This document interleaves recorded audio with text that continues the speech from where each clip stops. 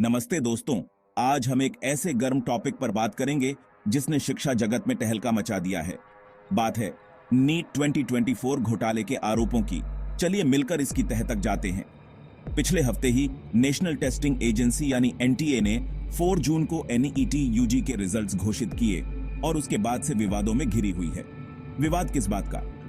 दरअसल 1500 से ज्यादा स्टूडेंट्स को ग्रेस मार्क्स दिए गए हैं और खुद एग्जाम प्रोसेस में भी गड़बड़ियों के आरोप लगे हैं। अब ये हंगामा क्यों हो रहा है?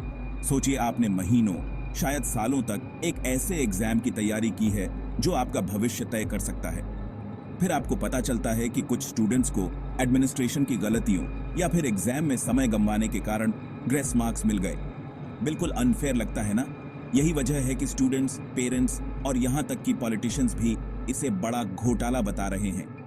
लेकिन बात यहीं खत्म नहीं होती। इसमें सबसे बड़ी बात पेपर लीक होने के आरोप और कुछ खास सेंटर्स से कई कैंडिडेट्स को परफेक्ट या उसके आसपास के मार्क्स मिलने का असामान्य पैटर्न। एनटीए ने इन आरोपों को खारिज कर दिया है और कहा है कि कोई पेपर लीक नहीं हुआ था और एग्जाम की शुद्धता बरकरार रखी गई थी।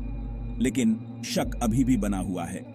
इस पूरे हंगामे के बीच एजुकेशन मिनिस्ट्री हाथ पर हाथ धरकर नहीं बैठी। उन्होंने इन विवादित रिजल्ट्स की दोबारा जांच के लिए एक हाई पावर्ड कमेटी बनाई है। उनका मिशन इस अहम एग्जामिनेशन सिस्टम में पारदर्शिता सुनिश्चित करना और उस पर भरोसा कायम करना। इसका नीट के भविष्य और हजारों मेडिकल स्टूडेंट्स के लिए क्या मतलब है? इसके बड़े असर होंगे। एक निष्पक्ष और पारदर्शी एग्जाम प्रोसेस सिर्फ जरूरी नहीं है, बल्कि बेहद जरूरी है।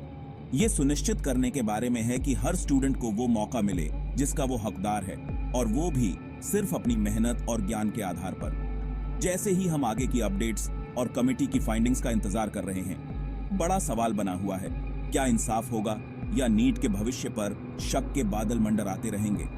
इस कहानी पर हमारी नजर बनी रहेगी। याद रखिए, शिक्षा में सच्चाई की खोज सिर्फ मार्क्स की लड़ाई नहीं है, ये निष्पक्षता और भविष्य के अवसरों की लड़ाई है। देखने के लिए शुक्रिया, और आइए हम अपने शैक्षिक सफर के हर कदम पर पारदर्शिता और शुद्धता के लिए आवाज उठाते रहें।